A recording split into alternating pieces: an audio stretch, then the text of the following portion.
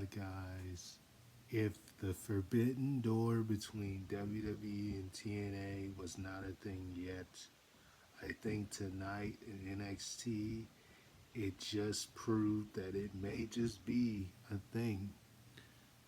Oh my God, guys, Jordynne freaking Grace is challenging Roxanne Perez at NXT Battleground for the NXT Women's Championship, as she's already still the current Knockout Women's Champion. Oh my God. This was a huge surprise. And guys, I didn't even watch NXT tonight. I just happened to scroll at the highlights on YouTube. I don't really keep up with NXT, as much as I used to. Um, but occasionally, I'll try to. I do watch the premium live events of the show, and I do try to occasionally keep up with highlights. Just a lot of wrestling content between, Raw, SmackDown, and then me watching Dynamite, and even trying to keep up with Impact Wrestling, TNA Wrestling, should I say? But at the same time, I gotta say, this was huge. I mean, I just looked at the video clip of it, and this was a huge moment. I mean, the last time we seen Jordynne Grace, which she even said in her promo, some of you may remember me from the Royal Rumble, but for those of you who don't, I'm Jordynne Grace. And, she challenged Roxanne, you know, and said, she commended her for how good she is, but she also said, she was ready to face her, and she could walk out as a double champ. And this is going to be very interesting because if Jordynne Grace wins, which would be a huge if, you wonder if this is still an exchange going on, or perhaps with Jordynne Grace, signed some contract with WWE. I mean, it's all types of questions because if she wins the belt, she could literally show up in TNA as the NXT Women's Champion, and you could even get another crossover because this is the second time we've seen Jordynne Grace show up in WWE, but we haven't seen WWE exchange someone from TNA. I mean, excuse me, we haven't seen someone from WWE go over to TNA. Granted, some of the wrestlers that were fired from WWE, like Mustafa Ali and Nick Nemeth, they're in TNA, but I'm talking about current contracted superstars. We have yet to actually see that happen since the Jordynne Grace exchange at the Rumble earlier this year. But after seeing this, there's a lot of questions. Like, I'm actually fascinated to see where they go from here. I'm fascinated to see if Jordynne wins, because if she does, that would be huge. I mean, when have you ever seen someone from another promotion, take a title from WWE and then show up basically on both shows? I don't think we've ever seen that actually happen, even back in the days when WCW were feuding with WWE, which, of course, at that time, they were actually competition to each other, so that would have never happened. And even ECW, ECW had a partnership with WWE where they had made multiple appearances with WWE, and WWE superstars made, or should I say WWF at the time, WWF superstars like Jerry the King Lawler, um, some of them showed up in ECW, but even with that, I can't say that there was like someone when they were actually contracted with ECW who took a title from WWF.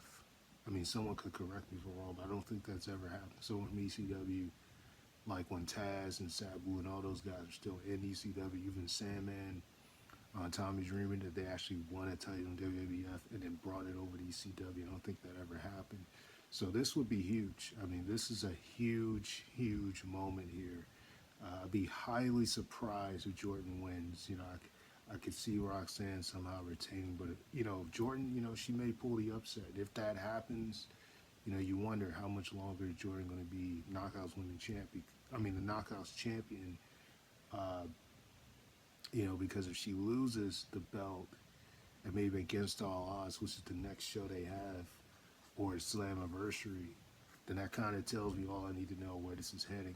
Perhaps she could, win this belt and then lose the Knockouts World Championship at Against All Odds, um, or even at Slammiversary, because they've been kind of building towards Ash by Elegance, who used to be known as Dana Brooke, where potentially she may be the one to challenge her, even though she don't have that many wins on her belt, but she's been kind of scouting Jordynne ever since Hard to Kill. So, it's just very interesting how they're going to go with this. Because after the Rumble, I did not expect to see her again. I didn't think I would see her again after that. But I'm very intrigued by this. I do hope in some fashion that this is some, you know, perhaps a forbidden door that's reopened with WWE and TNA, and hopefully we can see people from WWE that's still contracted. It's just hard because a lot of wrestlers who've been like released have gone to TNA or AEW or New Japan. So kind of seeing them, show up in TNA, maybe that's why they haven't really done that exchange. Some of them who've been fired have, made the move. But I'm very curious to see how this is going to play out at Battlegrounds, because if Jordynne Grace wins, not only would it make history, but we could be potentially seeing like a crossover with Roxanne showing up in TNA. And I don't think, you know what, looking back on it though, Roxanne has already wrestled in TNA, so it wouldn't be necessarily a debut for her, should I say, like it was for Jordynne Grace showing up in NXT. Because if I remember, like the beginning of 2022, or was it 2023? It was one of those Januaries. It was the beginning of last year. I want to say though, it was the beginning of 2022. During the time, yeah, I think you know what? I think it was like the January 8th or so edition of Impact Wrestling at the time. It was actually Deonna Purrazzo who took the Ring of Honor Women's Championship from Roxanne before she came to WWE. And that match actually took place on Impact Wrestling, if I'm not mistaken. I'm pretty sure that match happened in Impact Wrestling, where she took the belt from her. Because then later she would go on to lose the belt to Mercedes. And I'm not talking about Mercedes Moné, but Martinez. Mercedes Martinez, is that her name? She lost the belt to her on an episode of Dynamite. I want to say around like April of 2022 or something like that. She lost to her on an episode of Dynamite. It wasn't really promoted that well. But anyway, so this wouldn't be like a first appearance if a Roxanne was to show up in TNA. She did that before when she lost, the ROH belt to Deonna Purrazzo. She actually lost the belt to her, and it was on Impact TV. I think they were even the main event that night. I gotta look back just to make sure. I'm pretty sure it was January of 2022 that they had that match, because by the time you get around January of last year, Deonna was not holding more than one belt at that point. Get to January of last year, I'm pretty sure by that point she, was not holding both belts at that particular point, because she's a 3-time Knockouts champion, a world champion, and I don't think she's held at that point. But Jordynne Grace also is a 3-time Knockouts. Like, this is her 3rd reign that she's currently in. So yeah, this is definitely going to be very interesting.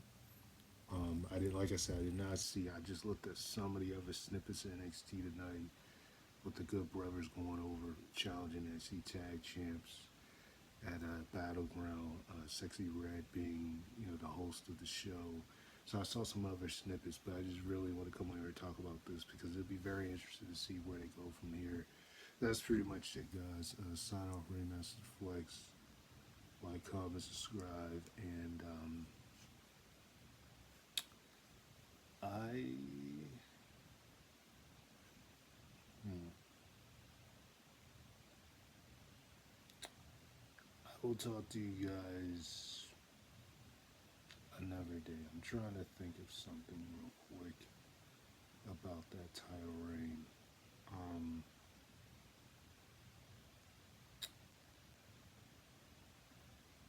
yeah, I'll talk to you guys another day. Peace.